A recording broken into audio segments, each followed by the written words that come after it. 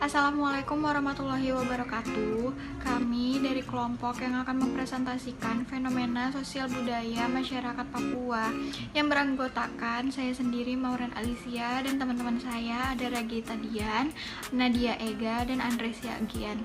Inilah presentasi dari kami. Masyarakat Papua. Papua adalah provinsi terluas di Indonesia yang terletak di bagian tengah Pulau Papua atau bagian timur wilayah Papua milik Indonesia. Belahan timurnya merupakan negara Papua Nugini. Dulunya, provinsi Papua ini diberi nama Irian Jaya, mencakup seluruh bagian Papua Barat juga. Sejak tahun 2003, Papua ini dibagi menjadi dua provinsi. Ada provinsi timur yang tetap memakai nama Papua dan bagian barat diberikan nama Papua Barat. Papua atau yang di bagian timur ini yang disebut Jayapura memiliki 27 kabupaten, sedangkan Papua Barat atau Manokwari memiliki 9 kabupaten. Selanjutnya kondisi geografis. Provinsi Papua memiliki luas sekitar 316.553,7 km persegi. Provinsi Papua memiliki potensi alam yang sangat luar biasa yang membuat banyak negara-negara asing ingin menguasai Provinsi Papua ini sendiri. Puncak Jaya merupakan kota tertinggi yang ada di Pulau Papua, sedangkan kota terendah adalah kota Merauke. Sebagai daerah tropis dan wilayah kepulauan, Papua memiliki kelembapan udara relatif tinggi yang berkisar antara 80% sampai 89%. Kondisi geografis yang bervariasi ini mempengaruhi penyebaran penduduk yang tidak merata. Ada banyak sekali suku yang ada di Papua. Yang akan kita bahas adalah suku Asmat dan suku Dani.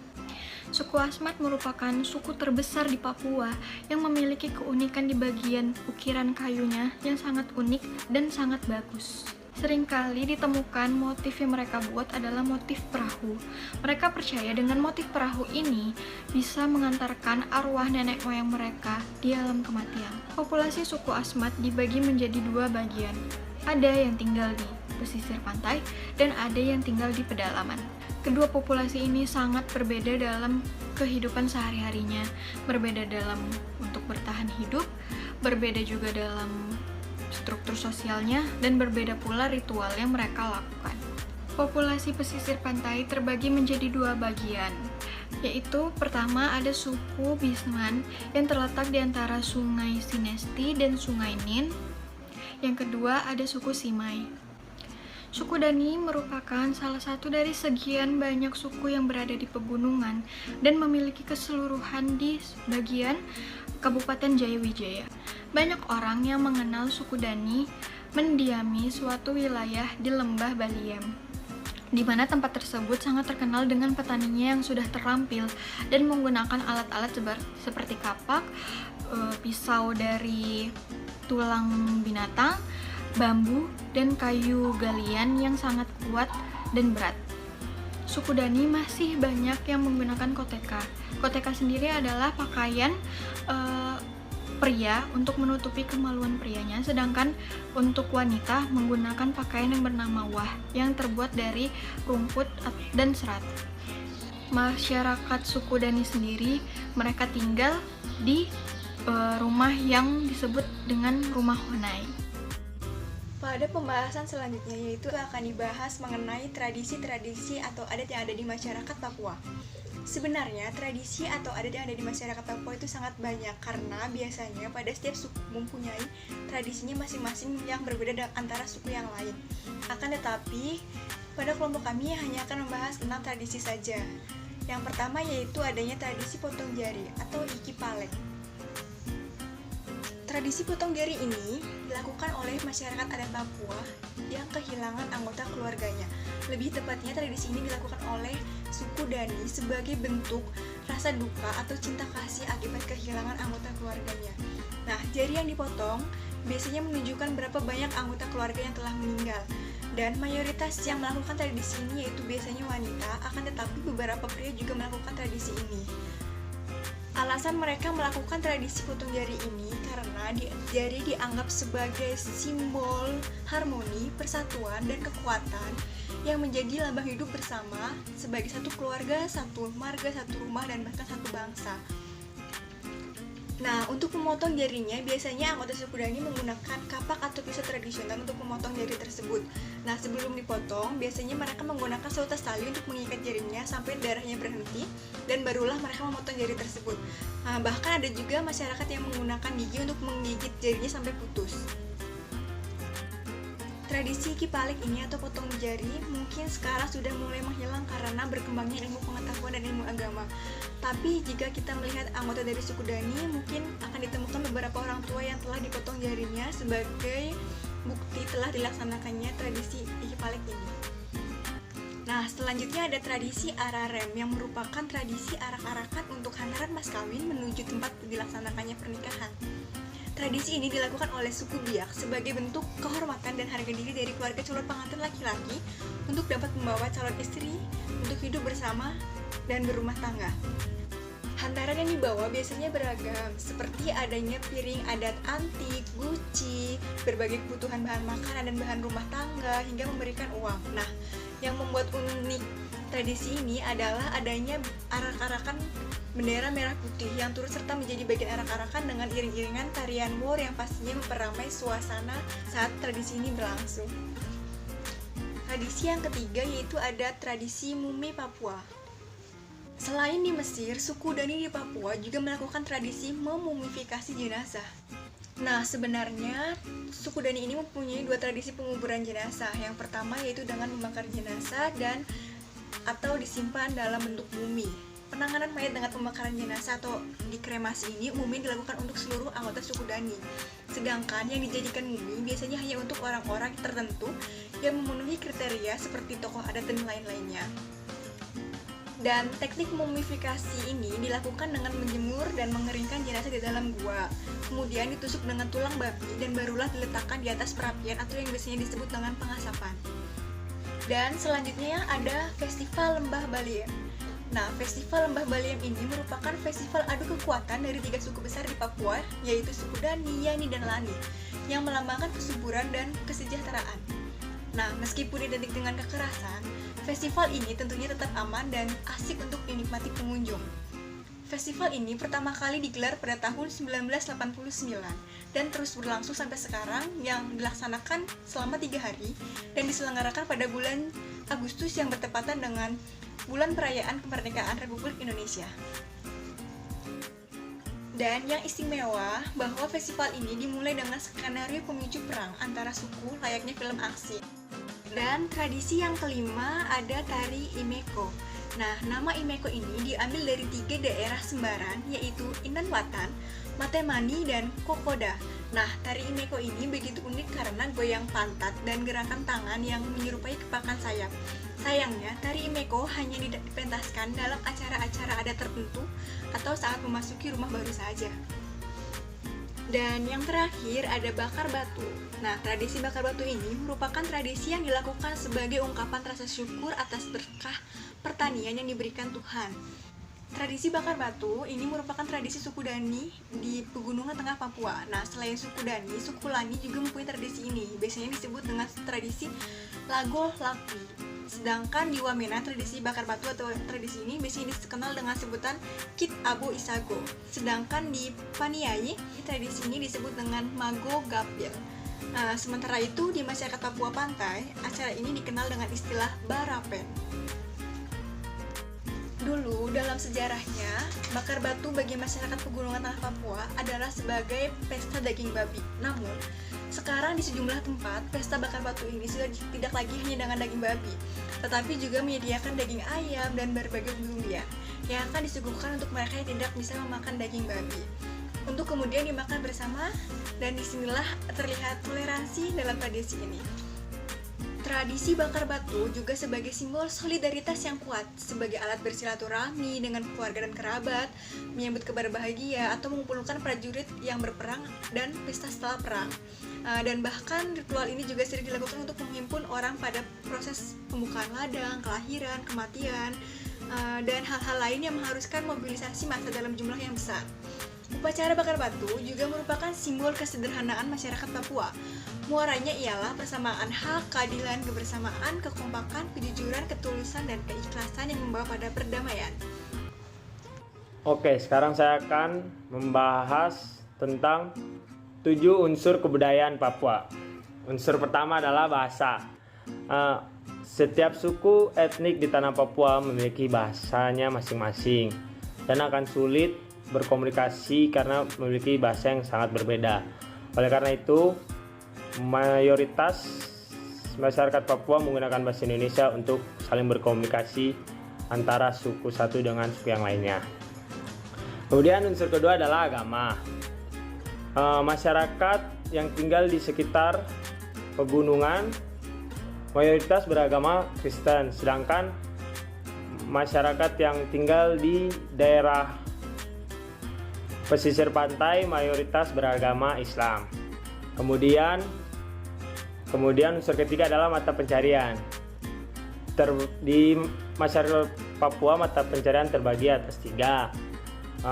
Masyarakat yang tinggal di daerah pesisir pantai memiliki mata pencarian menangkap ikan dan menokok sagu. Sedangkan masyarakat yang tinggal di daerah rawa, danau, dan pedalaman memiliki mata pencarian berburu binatang, utamanya babi, dan juga mengumpulkan hasil hutan. Kemudian yang ketiga, masyarakat yang tinggal di daerah pegunungan. Mata pencarian masyarakat Papua yang tinggal di daerah pegunungan yaitu beternak dan berkebun. Kemudian unsur yang keempat adalah sistem organisasi kemasyarakatan. Umumnya masyarakat Papua hidup dalam sistem kekerabatan dengan menurut garis keturunan ayah atau biasa disebut patrilineal. Budaya setempat berasal dari Melanesia. Unsur yang selanjutnya adalah unsur kelima adalah sistem pengetahuan.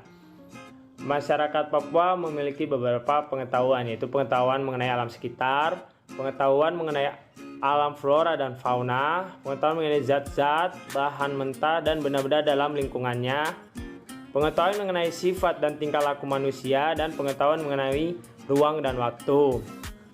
Kemudian unsur yang keenam adalah peralatan dan perlengkapan hidup.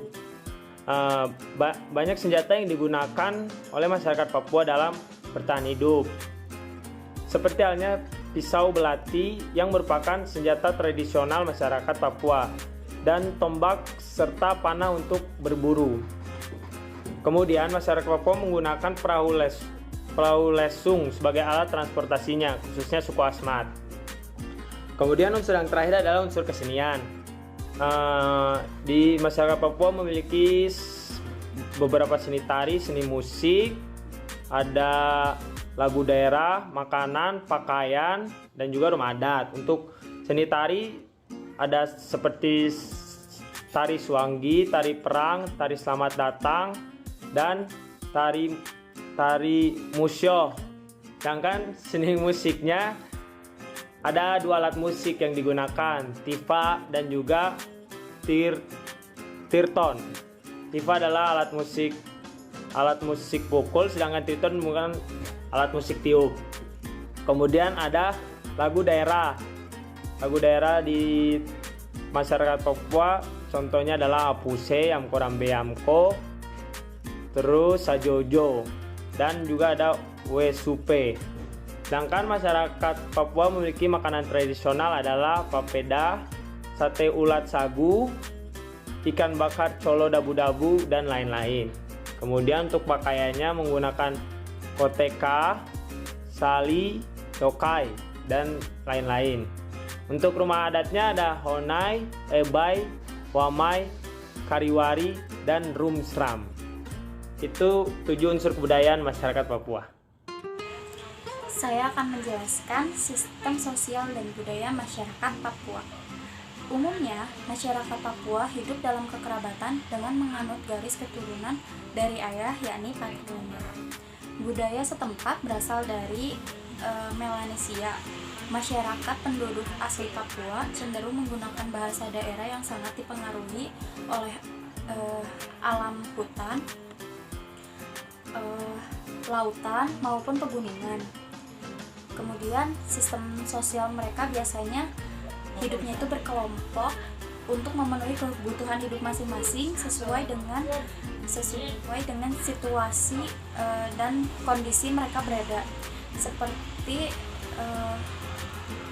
masyarakat Papua yang hidup di daerah pegunungan, mereka akan memenuhi kebutuhan hidupnya dengan menanam di ladang ataupun mengambil hasil kekayaan alam yang ada di alam tersebut.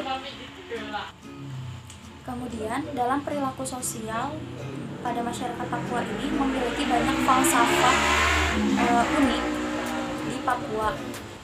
Terdapat satu falsafah masyarakat seperti adanya prinsip satu tungku, tiga batu, dan falsafah lain yang sangat unik. Misalnya seperti yang ditujukan oleh suku Dani di Kabupaten Jayawijaya yang gemar melakukan peperangan yang dalam bahasa Dani disebut Win. Selain adanya falsafah, masyarakat di Papua terutama suku Komoro di Kabupaten Mimika yang membuat gendering dengan menggunakan darah. Ada juga rumah tradisional Honai yang di dalamnya terdapat mumi yang diawetkan dengan ramuan tradisional. Tak hanya suku Dani dan Komoro yang memiliki budaya, namun suku Asmat juga memiliki budaya tersebut, di mana budaya tersebut memiliki makna dan fungsi masing-masing. Yang pertama yakni melambangkan kehadiran roh nenek moyang. Yang kedua, untuk menyatakan rasa sedih ataupun bahagia. Yang ketiga, sebagai suatu lambang kepercayaan dengan motif manusia, hewan, tumbuhan, dan benda-benda lain. Kemudian yang keempat, sebagai lambang keindahan, gambaran ingatan kepada nenek moyang. Kemudian ada pula budaya suku Imeko di Kabupaten Sorong Selatan yang menampilkan tarian adat Imeko, dan budaya suku Maibrat dengan tarian adat memperingati hari tertentu seperti panen tebu. Jadi budaya suku Maibrat dan dan budaya suku Imeko ini memiliki tarian adat yang fungsinya ini untuk memperingati hari tertentu seperti panen tebu. Kemudian tarian tersebut untuk memasuki rumah baru dan lain sebagainya. Dan keberagaman suku budaya lainnya akan membentuk sistem sosial dan budaya masyarakat Papua itu sendiri. Next slide. Kemudian yang terakhir adalah potensi positif masyarakat Papua dalam mewujudkan integrasi nasionalnya. Keberagaman suku dan budaya yang ada di Papua ini tidak lepas dari potensinya untuk mewujudkan integritas nasional bangsa Indonesia, seperti halnya adat-adat yang ada, adat-adat maupun suku budaya yang ada di Papua itu sendiri. Keberagaman suku dan etnik itu pun mendukung sikap toleransi yang besar dari masyarakat itu, walaupun memiliki budaya yang beragam namun tetap satu. Itu yang dilakukan oleh masyarakat Papua. Solidaritas, toleransi, maupun hal lainnya yang positif ini terdapat dalam tradisi dalam suku suku ataupun suku-suku lainnya, seperti tradisi Araren yang terdapat bendera merah putih dalam arak-arakan hantaran mas kawinnya yang menunjukkan bahwa adanya rasa cinta masyarakat terhadap Indonesia dan mendukung integritas nasional. Kemudian di Papua juga terdapat toleransi antar umat beragama yang cukup kental. Hal ini dibuktikan dengan adanya prinsip satu tungku tiga batu sebagai simbol kerukunan tiga agama, yakni Islam, Katolik, dan Kristen. Di daerah Fak-Fak yang menyebar ke Sorong hingga Kalimana adanya rasa kekeluargaan yang saling menghormati di setiap suku juga dapat menjadi potensi positif masyarakat Papua untuk mewujudkan integritas nasional jika sikap tersebut juga ditanamkan dalam antar suku yang diikat dalam suatu daerah yakni Papua. Keberagaman budaya sebagai wujud nyata dari integritas nasional merupakan hal yang amat baik, mengingat sudah agak luntur nilai integritas nasional yang ada di Indonesia ini. Papua sebagai daerah konflik yang tinggi sebenarnya memiliki potensi mendukung untuk bangsa Indonesia sendiri agar bangsa ini lebih kuat. Dalam hal ini kita harus memulai gencarkan dalam hal ini kita harus memotivasi, harus memberitahu kepada masyarakat di Indonesia untuk menyebarkan semangat integrasi nasional agar Indonesia semakin kuat. Sekian presentasi yang bisa kami sampaikan. Semoga bermanfaat bagi kita semua. Maaf bila banyak kesalahan. Wassalamualaikum warahmatullahi wabarakatuh.